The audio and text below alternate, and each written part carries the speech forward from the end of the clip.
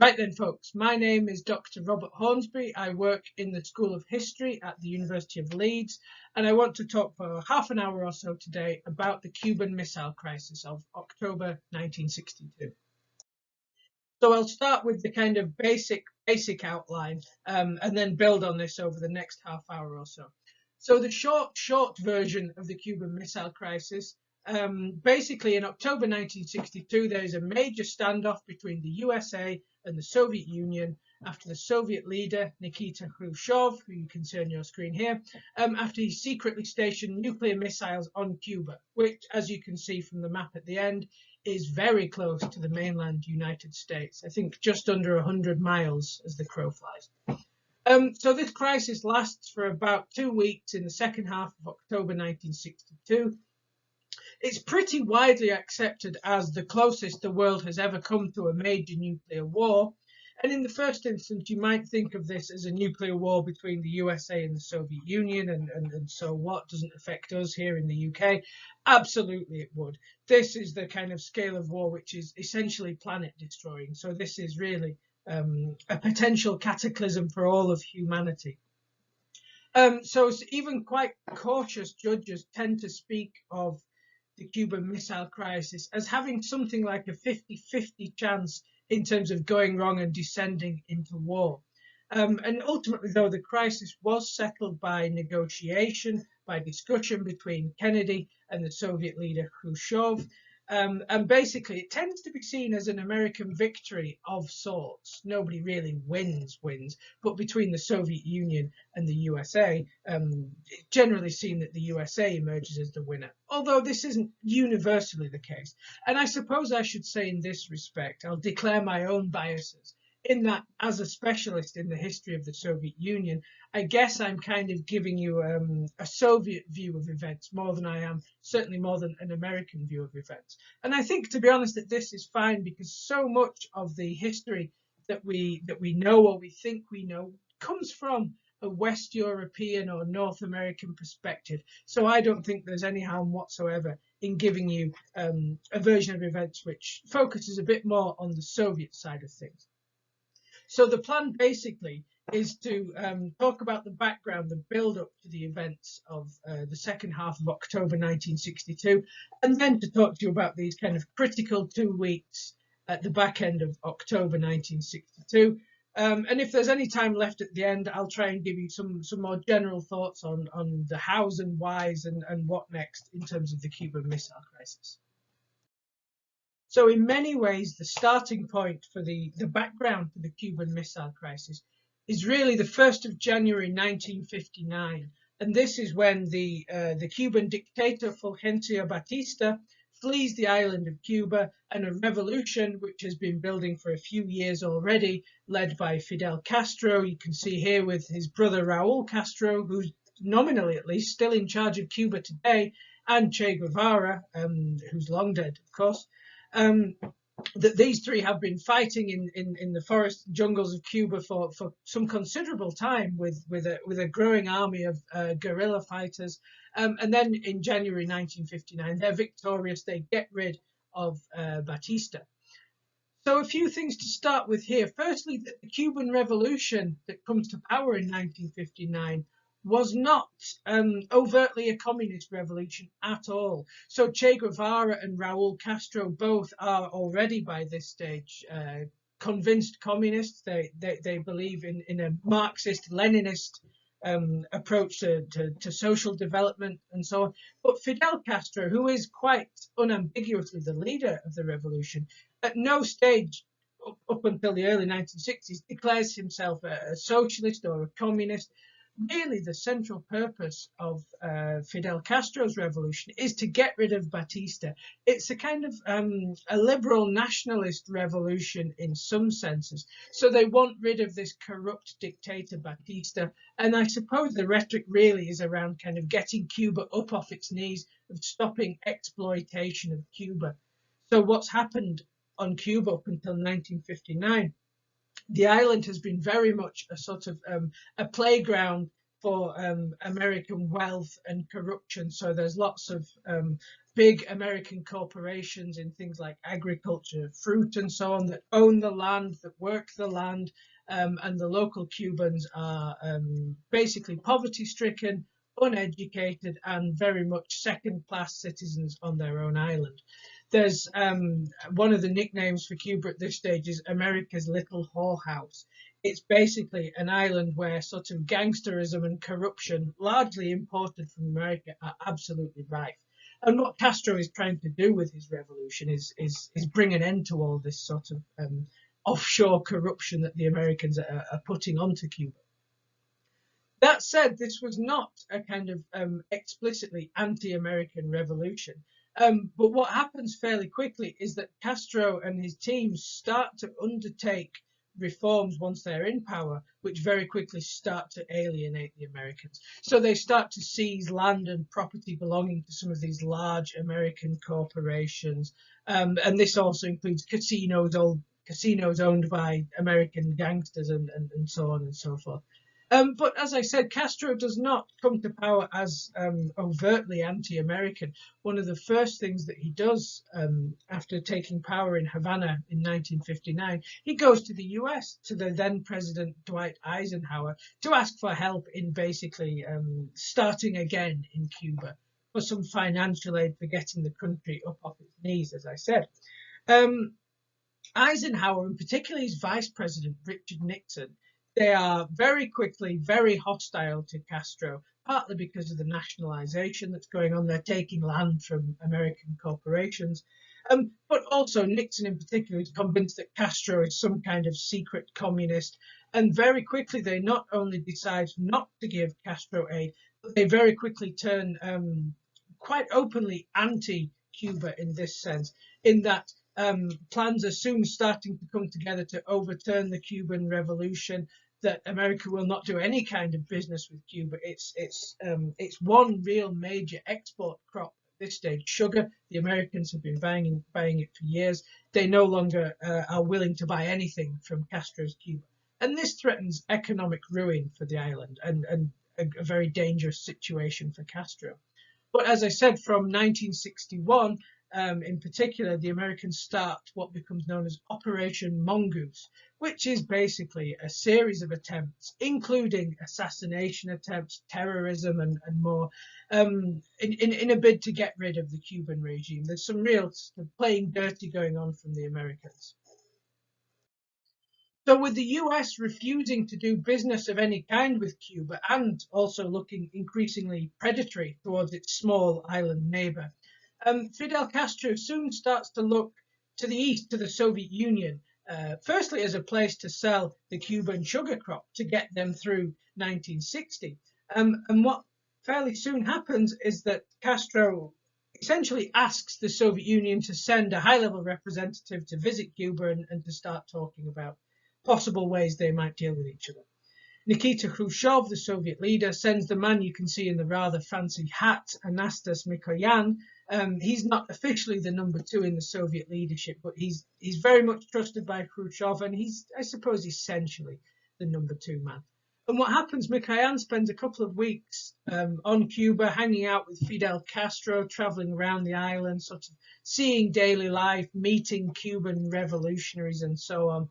And he absolutely falls in love with Cuba and its revolution as well. Mikoyan talks about being taken back to his own youth as a revolutionary in Russia and Armenia, especially. Mikoyan, Armenian, not Russian. But he really kind of buys into everything about the Cuban Revolution. And when he gets back to Moscow, he basically passes this on to Nikita Khrushchev, the Soviet leader. He says, look, Cuba is not in the middle of a communist revolution. I don't think Fidel Castro really is a communist, but he shares lots of our important ideals. He's anti-imperialist. He's about redistribution of wealth and so on. And soon enough, Khrushchev is convinced about the value of having Cuba as a friend. And we start to see a growing exchange, various exchanges taking place, lots of Cuban students coming to study in the Soviet Union, for example, key members of the Cuban leadership. You can see here Che Guevara in Moscow, talking to Yuri Gagarin, one of the other great celebrities of the age, the first man in space. And so what we start to see very quickly is a really sort of warm, friendly relationship between Cuba and the Soviet Union. So in Cuba, the Soviet Union is portrayed as kind of our friend and protector. And in the Soviet Union, Cuba is being portrayed, I suppose, as kind of as a sort of a child of the Russian Revolution. In Russia at this stage, the revolution is already 4 decades in the past. It's kind of grown mature and sensible and straightforward. The exciting romantic time of revolution is now decades ago, but they're looking to Cuba, like Mikoyan, with a sort of a nostalgic, oh, I remember when our revolution was so exciting and we were trying to change the world and so on. So there's a real affection inside the Soviet Union for what's going on in Cuba as well. And obviously this ties in to the wider picture of sort of Soviet-US rivalry, that the Soviet narrative on protecting Cuba from this rapacious neighbor, the US, is also a very powerful sort of propaganda rhetoric inside the Soviet Union.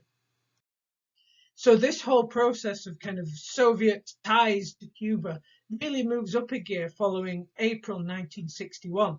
This is when the new American president, John F. Kennedy, essentially gives his backing to a new plot to overthrow Fidel Castro. So this is basically a plot which is led by anti-Castro Cuban emigres, but basically is supported and financed by the Americans. They're trying to say we're not behind this; it's some other guys. This is really an American plot. And what happens in April 1961?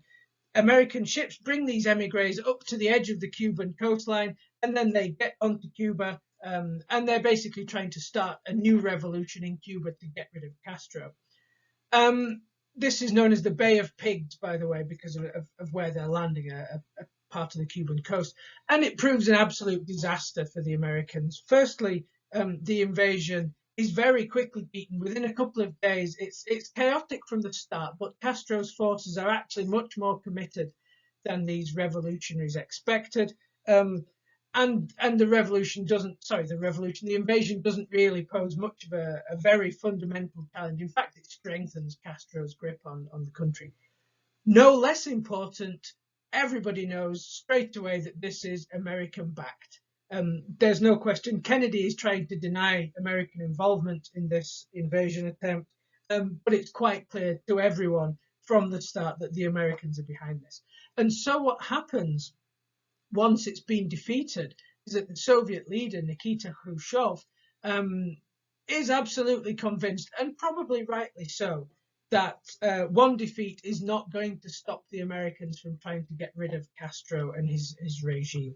They essentially believe that the Americans will be back at some point and they'll be better organized next time. And so Castro is basically, and his regime are basically in sort of existential danger. They're going to be got rid of at some point.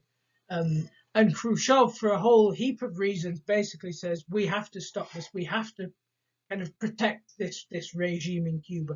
We have all kinds of ties with Cuba. We like the idea of Cuba as a kind of a base in the Caribbean and Latin America from which we might start exporting Soviet ideas about the world. Cuba can be a kind of a shop window for Soviet-style socialism, and this can help us sort of win all kinds of new friends in Latin America, Central America, and so on. There are all kinds of advantages for the Soviet Union in having Cuba as a viable anti-imperialist regime in the Caribbean.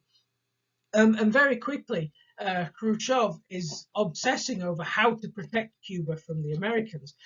And then in May 1962, he basically comes up with the plan. He's in Bulgaria, at a meeting with Bulgarian communists. And so legend has it, he kind of is in Bulgaria thinking about Turkey next door, and thinking about American missiles which have been put in Turkey a couple of years previously. American nuclear missiles in Turkey on the Soviet border. The Soviet side had complained about this, the Americans ignored them, and everyone got on with it. And Khrushchev essentially says to himself, if they can do that in Turkey, we can do that in Cuba.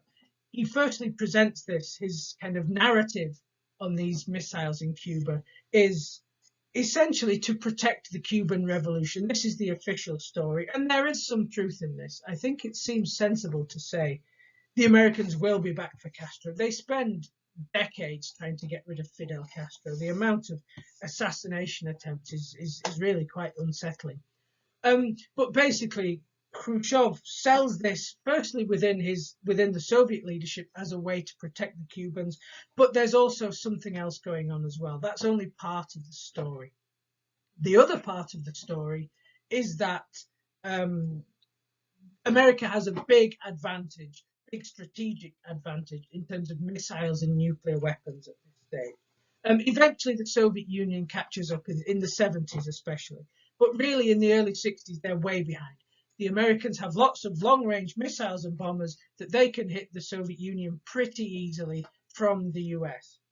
The Soviet Union has a few long-range missiles which could hit the USA, but really not very many. They're hugely outgunned in this sense. What they have lots of are short and intermediate range missiles which can hit Western Europe, the UK, France, etc., but not the US. So what Cuba represents in this sense is a chance to put these short and intermediate range missiles a hell of a lot closer to the USA, and therefore you don't need the long range missiles if you can have them stationed close to the US. So what Khrushchev is thinking is essentially sort of short-circuiting the American strategic superiority with these missiles. So while he's giving this narrative on protecting Cuba, and I don't want to dismiss that as being untrue, you can always have more than one thing going on at once, there is also this consideration about Soviet strategic capability to target the USA. And I should say in this context, I've already mentioned the fact that the USA has nuclear missiles on Soviet borders in Turkey. They also have them in Italy as well. It's worth saying, though, in this context, that Nikita Khrushchev was not a very typical statesman by any measure. He's really kind of renowned as someone who's very impulsive, somebody who makes some pretty bad decisions, who doesn't tend to think things through. He's by no means a sort of one of the worst of the century's many terrible dictators. Khrushchev has some positive achievements to his credit. He liberalizes the Soviet Union after Stalin's death, relatively liberalizes, lets people out of the gulag and so on. But he also has some terrible mistakes and some pretty shoddy thinking on various issues. So he's a really interesting figure in his own right. But basically, he makes this decision thinking that this kind of this one idea of putting missiles on Cuba will solve all kinds of problems for us. And he really kind of likes these sorts of cure-all solutions, and actually they almost never work. He really builds so much of his thinking around sort of bluffing and surprise and sort of golden bullet solutions to things. He's not a very sophisticated or careful thinker, you might say. So the first thing to do after May, when Khrushchev has started to push his own colleagues into supporting this plan to put missiles on Cuba, I should say they all support him at the time, but when they overthrow him in October 1964, they all say that this was a terrible idea. It was all Khrushchev's idea. Nobody wants to have this on their hands, as it were, a couple of years down the line after it's all gone belly up. It's all Khrushchev's fault then. But basically, after he's persuaded other members of the Soviet leadership about putting these missiles on Cuba, he then has to persuade Castro. And Castro takes some talking around. He's not that keen on the idea of stationing somebody else's nuclear missiles. This makes Cuba a target for the Americans, obviously. But soon enough, he comes around to the idea as a way of protecting Cuba and of helping the sort of wider socialist system in the world. And Soviet troops are fairly quickly, the Soviet Navy, I should say, they're fairly quickly taking huge amounts of material to Cuba. So they're already giving the Cubans, selling or else giving, arms, and they're sending military specialists and so on. But by the summer of 1962, the amount of shipping crossing from the Soviet Union through the Mediterranean, across the Atlantic to the Caribbean, is absolutely vast. The Soviet Union has to borrow ships from friendly countries just to meet its own sort of shipping needs elsewhere, because basically everything is being piled into taking things like tanks and tractors and obviously missiles and so on to Cuba. Now, you might ask, of course, wouldn't this all have been quicker if they'd done it by plane? It would. The problem, of course, though, is that taking nuclear warheads on a plane is fine if you're planning to drop them out of the plane. But if there's a problem, plane crash, etc., air travel was not nearly as safe then as it is now, you've basically got an accidental nuclear explosion on your hands. So it's a lot safer to take something as potentially volatile and certainly dangerous as nuclear warheads by sea. So that's why all this is happening by sea.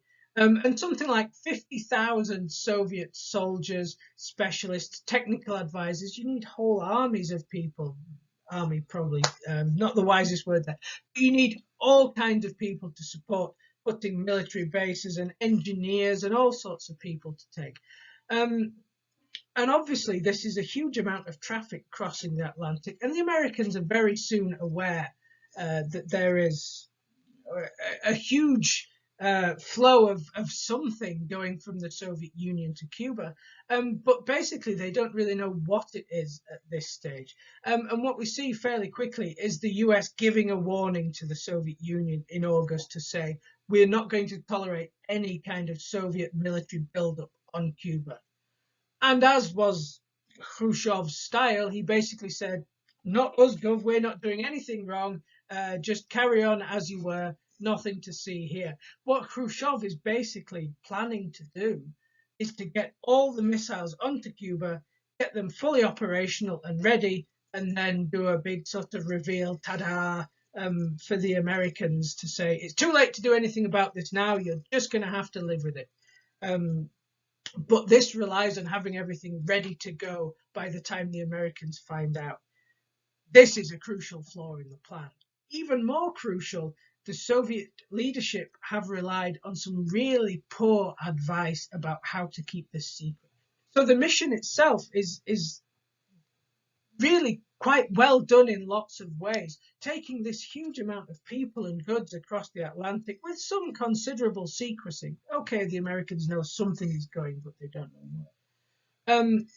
But basically, the key flaw is that Soviet scouts have essentially told Khrushchev that you won't be able to see these missile sites from above because of the palm trees, that there are lots and lots of palm trees on Cuba, and therefore these will disguise missile sites.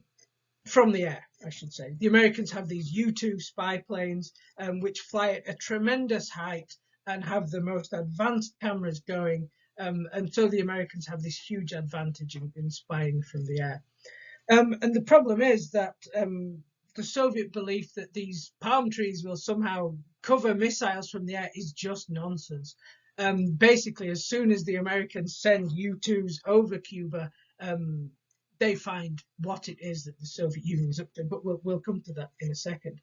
I'd also say to have some thought for the poor Soviet troops, sailors and technicians and so on involved in all this.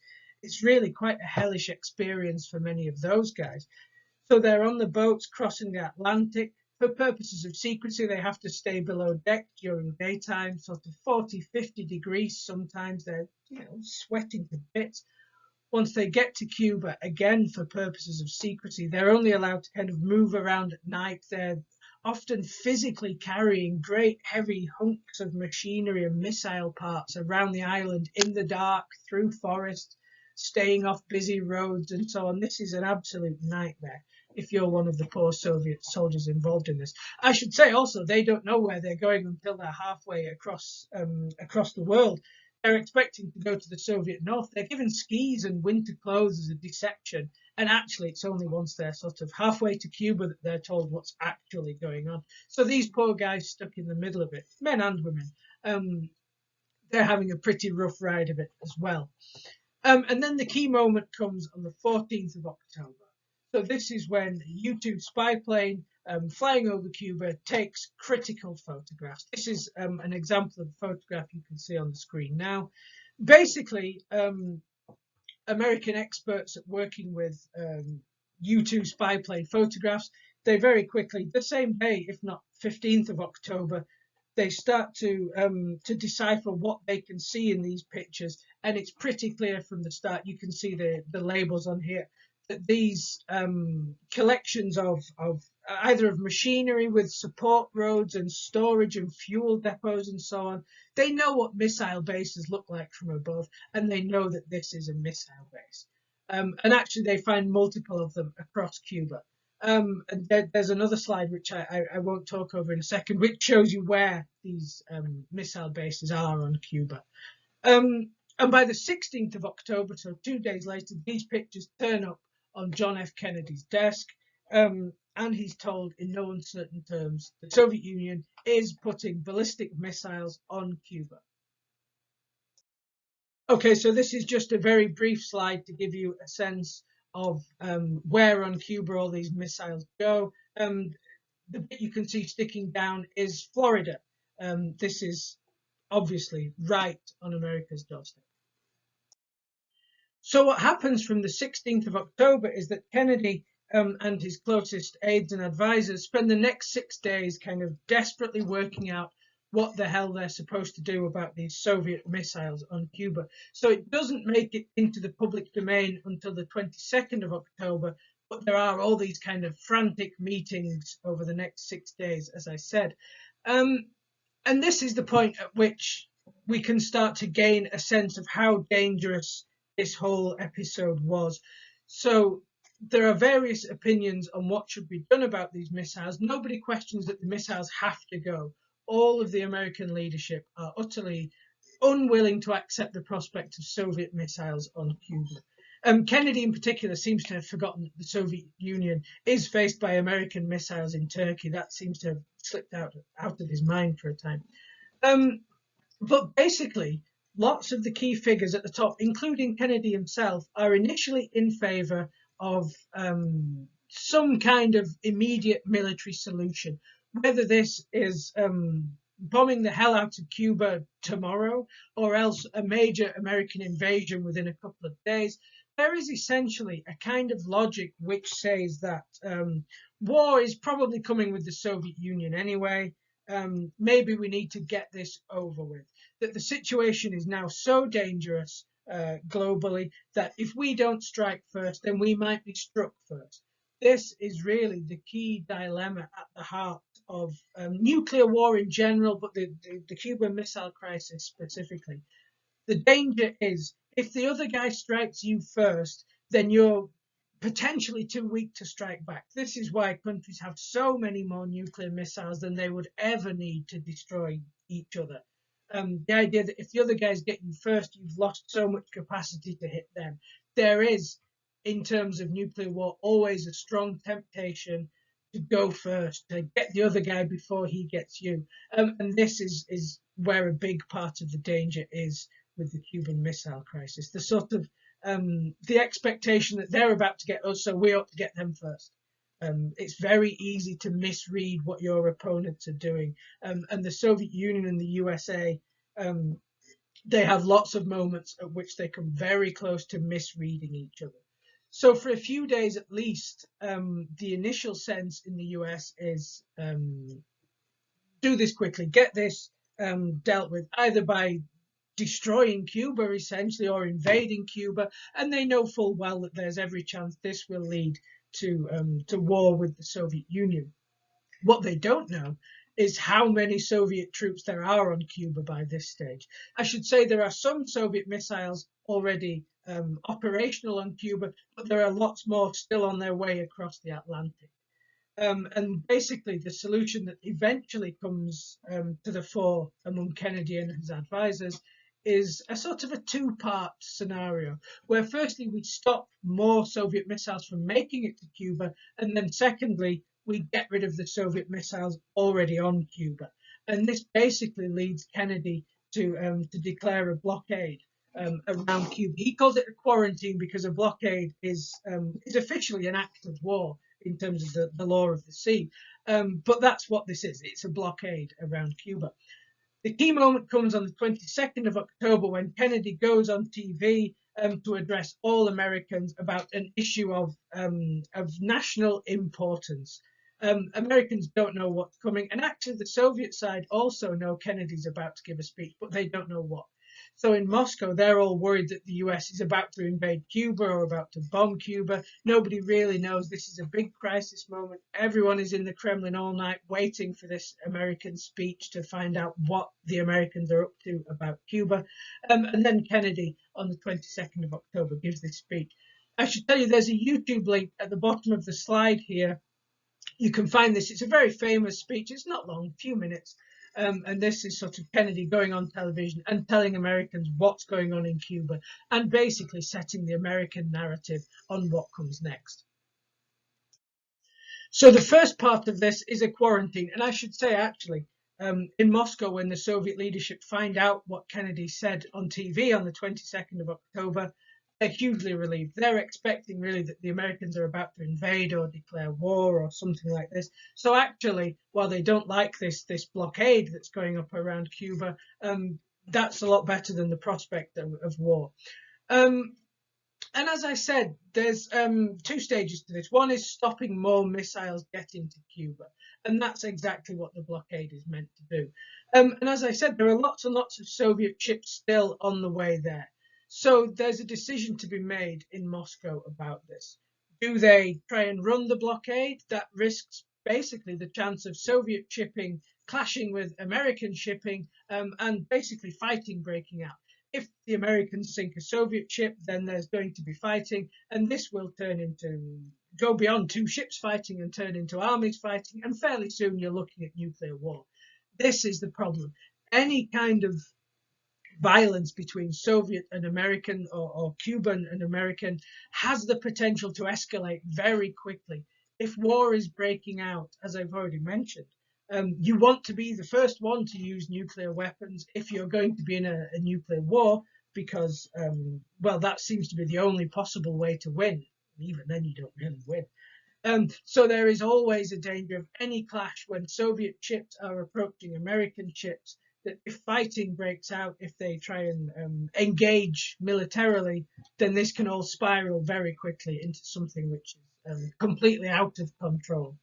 And basically what happens, Khrushchev decides those ships already close to Cuba, keep going. The blockade comes into force on the 24th.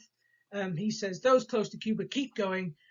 Those still kind of approaching in the Atlantic or the Mediterranean, turn back and go home. So Khrushchev is already kind of de-escalating the situation to some extent. However, we still have various moments where we see, for example, American planes are flying low over Soviet shipping, actually sometimes even after it's turned around to head back to the Soviet Union. There are lots of points at which there are potential clashes going on in the sea. Soviet submarines, the Americans are forcing them to come up. They know the submarines are there, of course. It's easy to track submarines at this stage, incredibly noisy.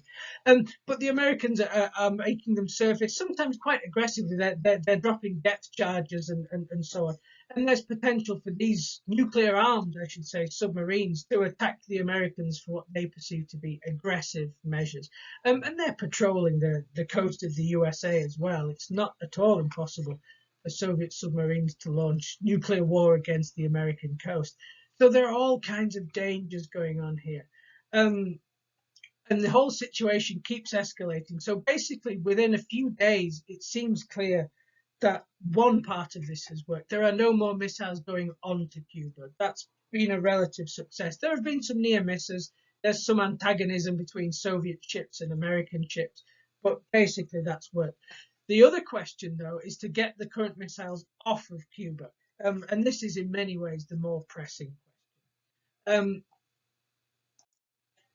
And really, it's about how we get the missiles off Cuba, which sort of is sort of the crescendo end solution to all of this. So basically, both sides are at different stages expecting invasion. So the Soviet side, certainly the 40, 50,000 or so Soviet troops on Cuba are basically getting ready for imminent American invasion. And they're basically liable to use tactical nuclear weapons, which are kind of small battlefield nuclear weapons, if the Americans do invade. The Americans think there's only a couple of thousand Soviet troops there. They're not ready for quite how seriously the Soviet and Cuban forces are going to be trying to push back any American invasion, and they will more than likely be faced with overwhelming American power, and they will fire nuclear missiles at the invading Americans. And again, this will very quickly escalate, more than likely, into a much bigger nuclear exchange between the Soviet Union and the Americans. And all the way through, the Soviet side is increasingly anxious that the Americans are about to invade, or else to basically drop nuclear weapons on Cuba. So this is hugely dangerous. And the Americans, kind of, their military is getting ready for an invasion. That's not to say they're definitely planning to invade, but they are getting ready. They get the whole the country's military forces up to its highest state of readiness outside of actual warfare. They have nuclear armed bombers in the air at all times. So basically dozens of nuclear armed bombers, essentially in case the Soviet Union launches a preemptive strike, then the Americans have bombers in the air which haven't been destroyed, and then they will obviously start bombing the Soviet Union. So this is all sort of on a hair trigger, you might say. Both sides are very conscious of how dangerous and damaging nuclear war will be. Neither Kennedy nor Khrushchev are being sort of especially aggressive with one another. They both are very conscious of how ruinous this will be for all of humanity if they don't manage to pull back, and they're both basically willing to be talked down from this very high sort of tension situation. But the situation keeps getting worse. At one stage, there's an American plane which gets lost over the Soviet Union. I think this is the 25th or 26th, and this is taken by the Americans. Oh no, the Soviet side will read this as we're about to start bombing them if one of our planes is in Soviet airspace. There's a moment on the 26th when an American U-2 plane over Cuba is shot down by Cuban troops using Soviet missiles. This is another point at which, when an American Air Force plane is shot down over Cuba, that this again could escalate very quickly. Luckily, it doesn't. And what we start to see essentially from the 26th of October, when things are at their most dangerous. So this is when this U-2 plane is shot down over Cuba. The Soviet leadership are getting a continual flow of intelligence reports saying the Americans are about to invade. It might be the 27th, it might be the 28th, but they're about to invade. Huge amounts of American troops in Florida. It looks like there is an invasion coming. And this is kind of the point at which the two sides manage to step back a little bit, and Khrushchev basically sends the Americans an offer on removing the missiles from Cuba. He essentially says, he sends two offers really. The first one is to say, listen, we'll remove these missiles from Cuba if you promise not to invade Cuba. Again, this is coming back to the whole narrative on the missiles being a way of protecting Cuba. He wants a public promise by the American president that the USA will not invade Cuba, as his sort of basis for a deal. This really is quite a Soviet climb down. Khrushchev basically tries to sell this as being, well, all we really wanted was to protect Cuba. That's not true. This is his kind of fallback, climb down position, if you can fall back and climb down at the same time. But anyway, so fairly soon after that, Khrushchev says, actually, no, I want more. And then he says, you also get rid of the American missiles in Turkey. We will remove Soviet missiles, nuclear missiles from Cuba once you promise not to invade Cuba, and once you remove American missiles, once you agree to remove American missiles from Turkey. And ultimately, in the White House, some of Kennedy's more aggressive advisors are against this deal, but he'll be the one, obviously, who answers for this in history for being involved in nuclear war. Kennedy thinks this is not a bad deal, and that's where the agreement goes from this point onwards. That there are various kind of brief exchanges more in terms of discussions about this, but really by the 28th of October, the process is already starting to wind down. Soviet ships, some of which haven't even been unloaded yet on Cuba, are being basically directed by Moscow to turn around and go home. Start loading everything back on ships. We're undoing this.